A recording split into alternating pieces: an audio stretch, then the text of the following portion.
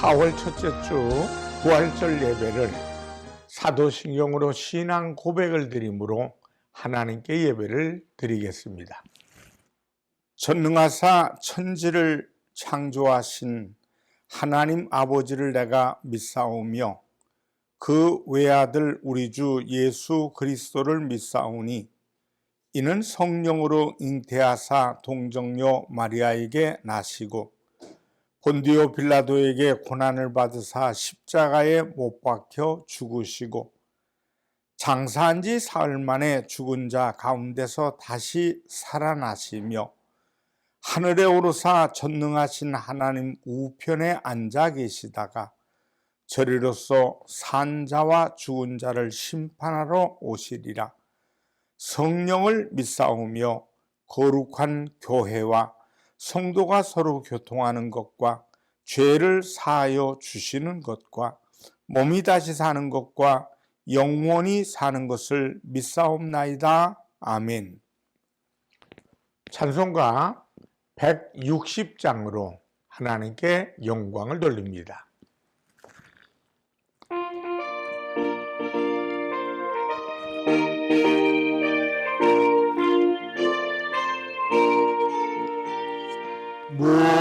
무덤에 머물러 예수 내 구주 새벽 기다렸네 예수 내 주 원수를 다 이기고 무덤에서 살아나셨네 어둠을 이기시고 나와 성도와 함께 길이 다스리시네 사셨네 예수 다시 사셨네 헛되이 지키네 예수 내 구주 헛되이 봉하네 예수 내 주 원수를 다 이기고 무덤에서 살아나셨네 어둠을 이기시고 나와 성도와 함께 길이 다스리시네 사셨네 예수 다시 사셨네 거기 못 가두네 예수 내 구주 우리를 살리네 예수 내 주 원수를 다 이기고 무덤에서 살아나셨네 어둠을 이기시고 나와서 성도와 함께 길이 다스리시네 사셨네 예수 다시 사셨네 기도드리겠습니다. 하나님 아버지 오늘은 예수님께서 우리의 죄값을 위해 십자가에 못 박혀 죽으셨다가 사흘 만에 다시 살아나심을 통해 사망 권세를 이겨주심을 감사합니다. 이제 우리는 이 땅에 사는 동안에 하나님 날마다 승리하는 삶을 살 수 있도록 아버지 사망이 우리를 고통이 우리를 점령하지 못하도록 날마다 부활의 신앙 속에 살아갈 수 있도록 인도하여 주시옵소서. 있는 모습 그대로 나왔습니다. 연약한 대로 부족한 대로 나왔지만은 예수님께서 우리를 위해 부활하신 것처럼 우리도 하나님 영육간의 부활의 아름다움에 동참할 수 있도록 하나님 인도하여 주시옵소서. 예배의 말씀을 통해 예수님 사시사심을 듣기를 원하오니 성령님이 함께하여 주시옵소서. 예수님의 이름으로 기도드립니다. 아멘. 하나님 말씀은 고린도전서 15장 12절로 20절 말씀이 되겠습니다. 그리스도께서 죽은 자 가운데서 다시 살아나셨다 전파되었거늘 너희 중에서 어떤 사람들은 어찌하여 죽은 자 가운데서 부활이 없다 하느냐. 만일 죽은 자의 부활이 없으면 그리스도도 다시 살아나지 못하셨으리라. 그리스도께서 만일 다시 살아나지 못하셨으면 우리가 전파하는 것도 헛것이요 또 너희 믿음도 헛것이며 또 우리가 하나님의 거짓 증인으로 발견되리니 우리가 하나님이 그리스도를 다시 살리셨고 증언하였음이라. 만일 죽은 자가 다시 살아나는 일이 없으면 하나님이 그리스도를 다시 살리지 아니하셨으리라. 만일 죽은 자가 다시 살아나는 일이 없으면 그리스도도 다시 살아나신 일이 없었을 터이요. 그리스도께서 다시 살아나신 일이 없으면 너희의 믿음도 헛되고 너희가 여전히 죄 가운데 있을 것이요. 또한 그리스도 안에서 잠자는 자도 망하였으리니 만일 그리스도 안에서 우리가 바라는 것이 다만 이 세상의 삶뿐이면 모든 사람 가운데 우리가 더욱 불쌍한 자이리라. 그러나 이제 그리스도께서 죽은 자 가운데서 다시 살아나사 잠자는 자들의 첫 열매가 되셨도다. 고린도전서 15장 12절로 20절 말씀을 통해 부활의 첫 열매, 이런 제목으로 은혜를 나누겠습니다. 만일 그리스도의 부활이 없었다면 기독교는 어떻게 되었을까를 생각해 보았습니다. 예수님의 부활이 없었다면 기독교는 일어나지 않았을 것입니다. 기독교는 십자가와 함께 부활의 신앙으로 비로소 꽃 피웠고 이 부활 신앙이 하나님의 약속과 구원의 성취, 모든 것을 입증해 주었습니다. 그러나 만일 십자가로 끝나버렸다면 하나님의 약속은 아직 이루어지지 않은 것이요. 예수님께서 이 땅에 오신 일과 하신 일은 단지 한 인간으로서 세계 3대 성인의 하나로서 역사에 남았을 뿐이었을 것입니다. 그러나 주님의 부활은 생명을 일으켰고 역사를 일으켰습니다.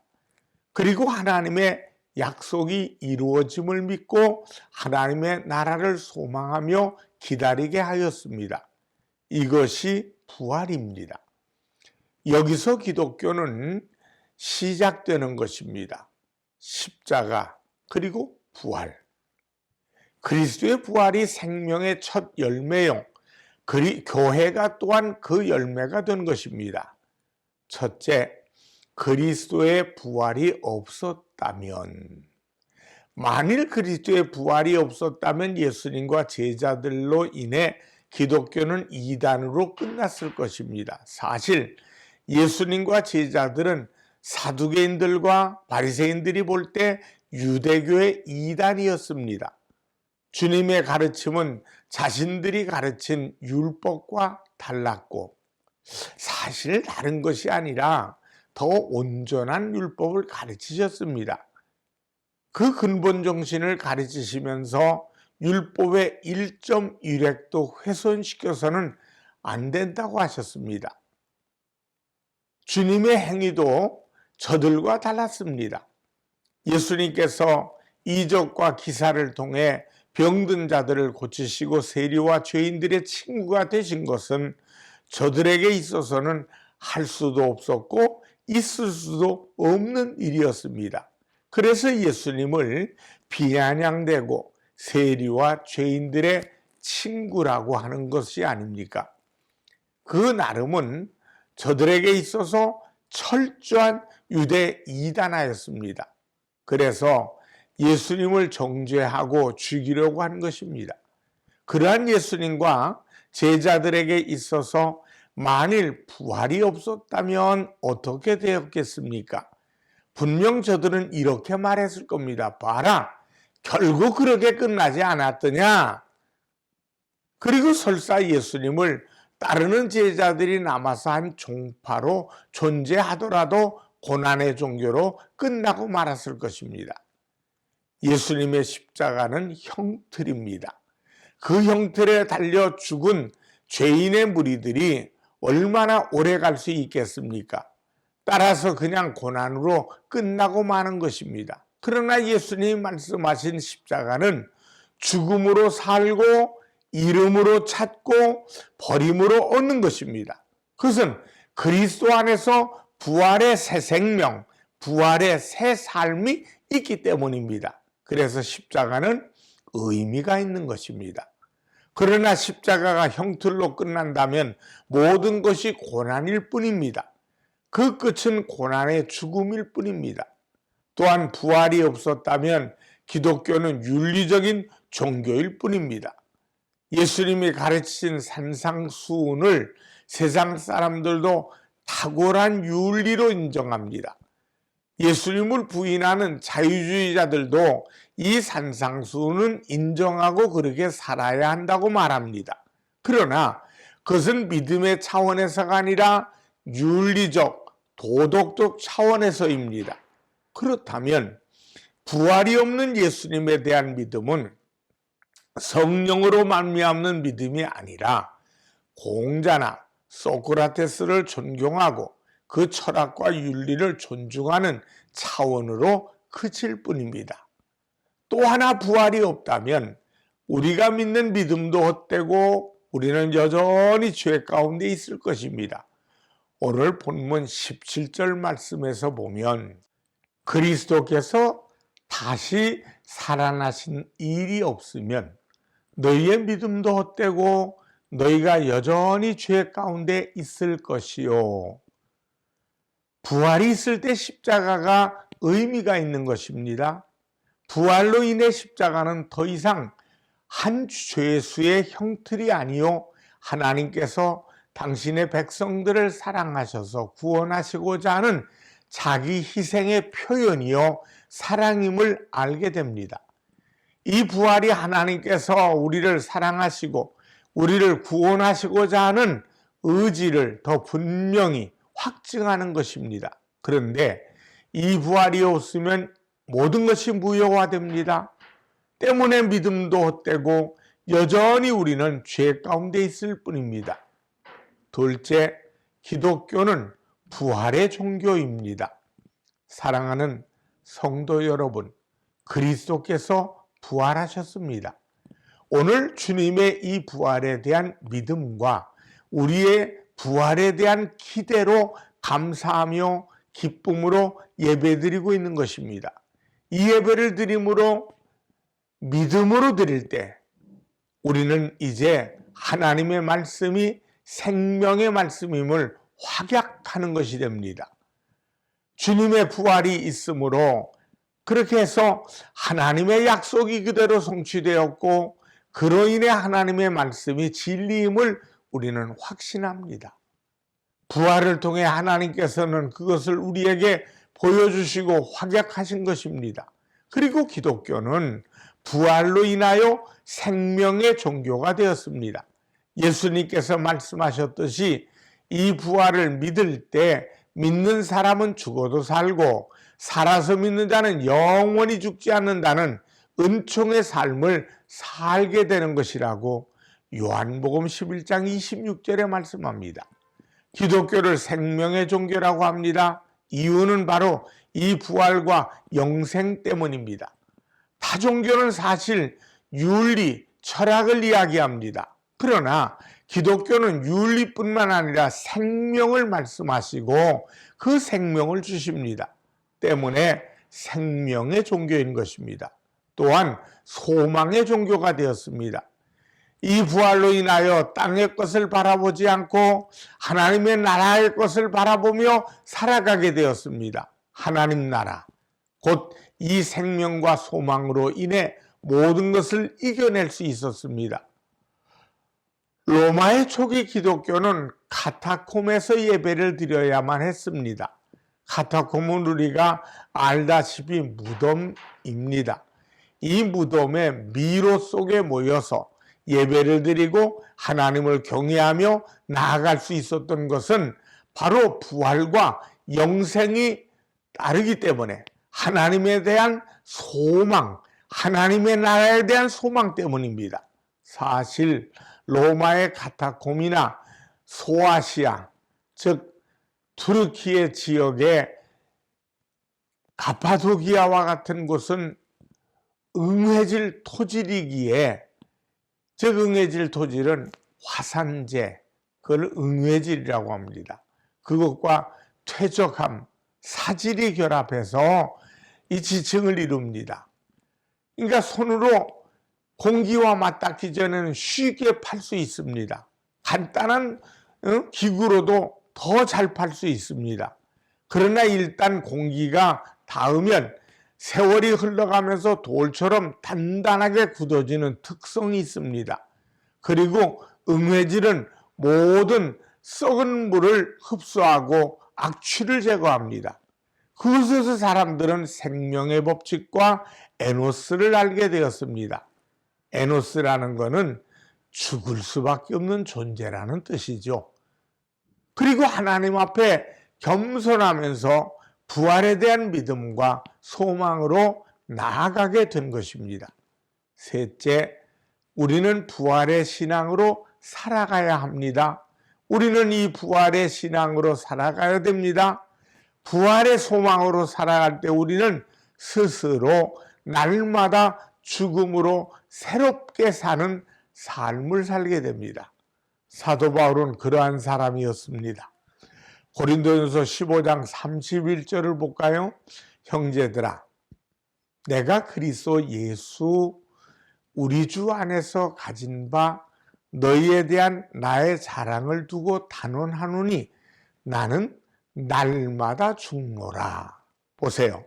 자기 부인, 자기 죽음입니다. 여기서 새롭게 삽니다.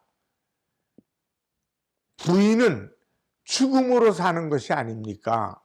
때문에 나를 십자가에 못 박음으로 새롭게 삽니다. 그 삶에서 새로운 은혜가 나오고 새로운 힘과 능력이 솟아납니다. 그래서 날마다 죽는다고 고백하는 것입니다. 여러분은 날마다 죽고 있습니까? 간단한 글을 하나 소개하려고 합니다. 손을 들고 찬송하면 무엇하나 혈기를 부리지 말아야지. 아멘을 크게 하면 무엇하나 말씀대로 살아야지. 은혜를 잘 받으면 무엇하나 자아가 깨져야지.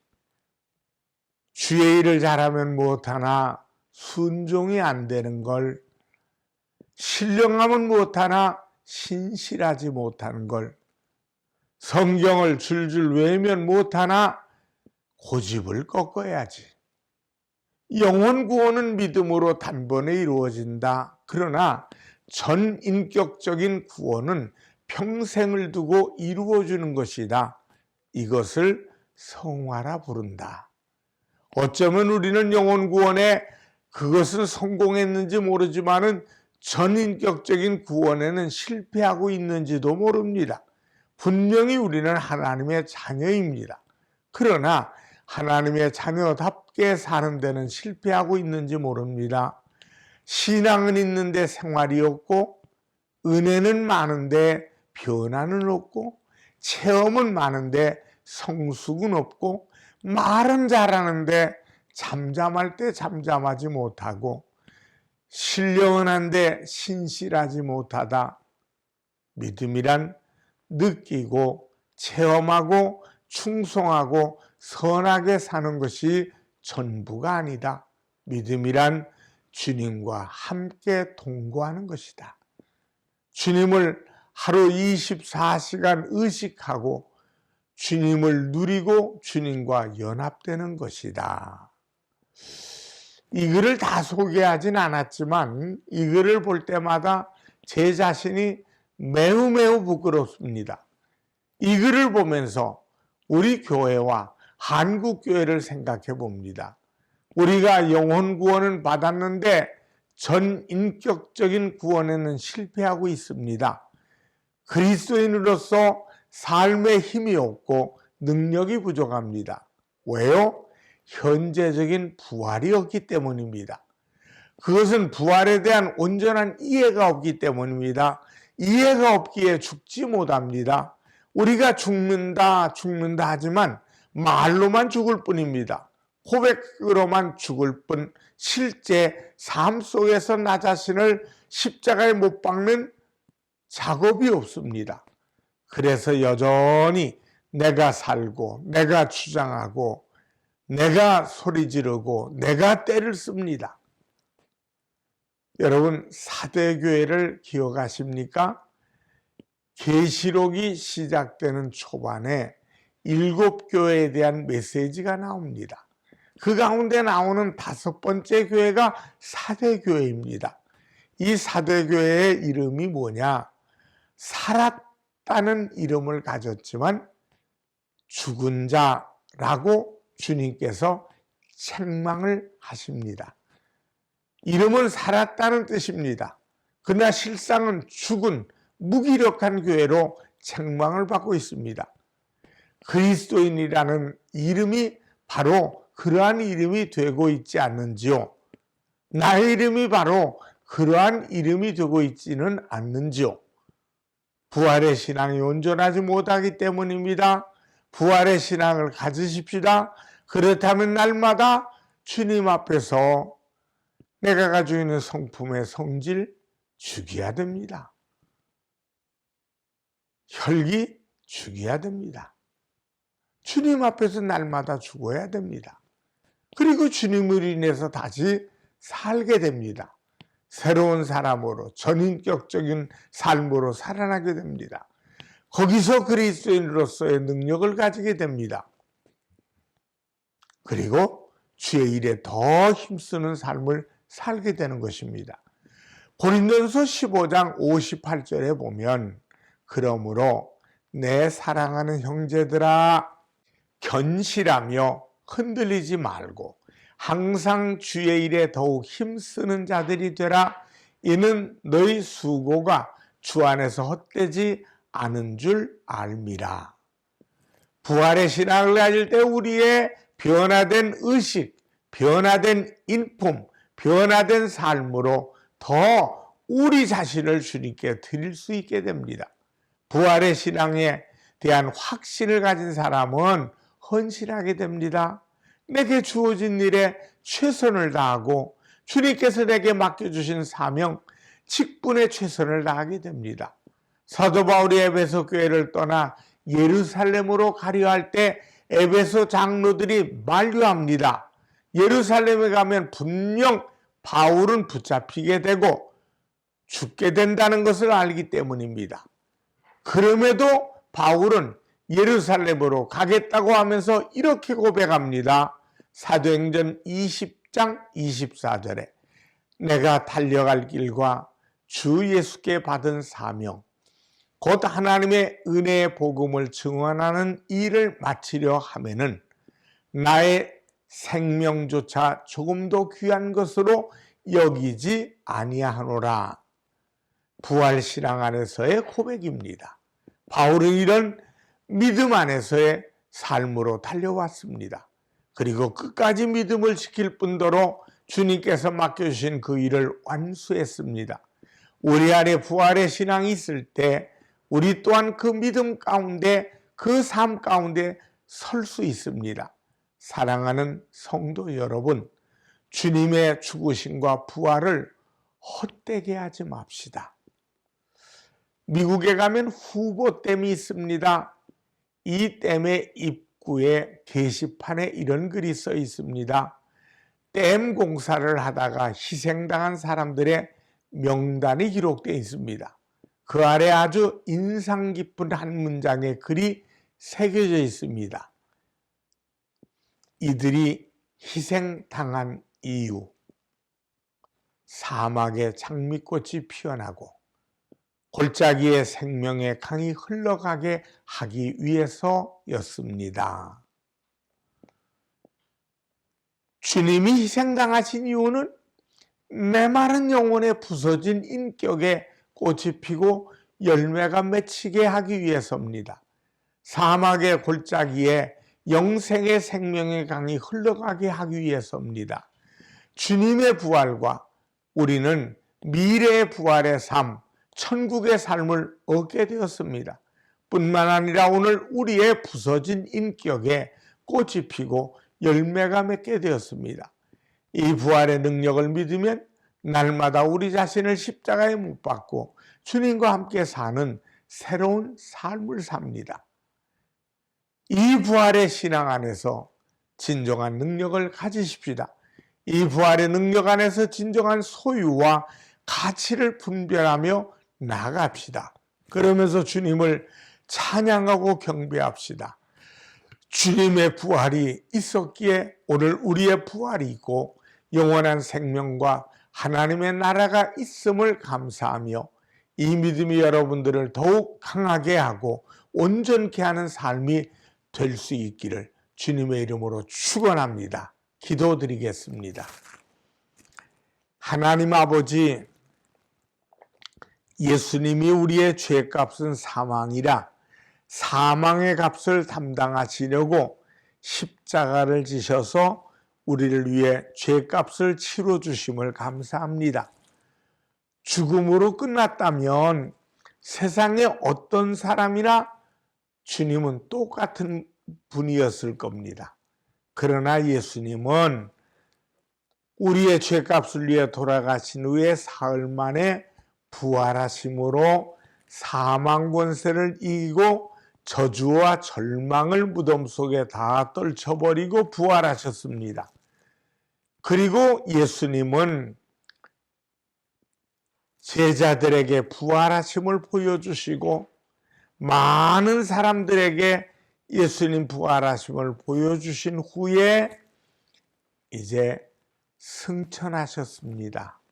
그러면서 하신 말씀, 내가 간 대로 다시 오마 약속하셨습니다. 특별히 신약 성경에는 318번이나 내가 간 대로 다시 오마, 내가 간 대로 다시 온다, 다시 오시겠다고 약속합니다. 어떤 성인이, 어떤 사람이 죽었다가 살아났고 승천하셨다가 다시 오실 수 있습니까? 초림하셨던 예수님은 우리를 사랑하셔서 죄값을 치러주시러 오셨다면 다시 오실 예수님은 심판하러 오시되 믿는 자에게는 생명의 부활로, 믿지 않는 자에게는 사망, 지옥의 형벌로 살아난다는 사실을 약속하신 줄 믿사오니 믿음 가지고 부활의 신앙에 꼭꼭 동참하는 우리들 되게 하여 주시옵소서. 예수님의 이름으로 기도드립니다. 아멘. 헌금을 위해 축복합니다. 하나님 앞에 부활의 기쁨과 감사를 드렸사오니 30배, 60배, 100배로 갚아 주시옵소서. 주일 감사 선교 건축 하나님의 것을 구별한 10의 1조까지도 복을 주시옵소서. 쓰여지는 곳에 하나님 나라가 확장되고 많은 사람들에게 소망을 주게 하시옵소서. 예수님의 이름으로 기도합니다. 아멘. 축도하겠습니다. 지금은 우리 주 예수 그리스도의 은혜와 하나님 아버지의 무한하신 사랑과 성령님의 충만 교통하심이 예배드림의 영광 돌린 모든 이들에게 이제부터 영원토록 부활의 기쁨 속에 부활에 동참하기를 간절히 축원하옵나이다. 아멘.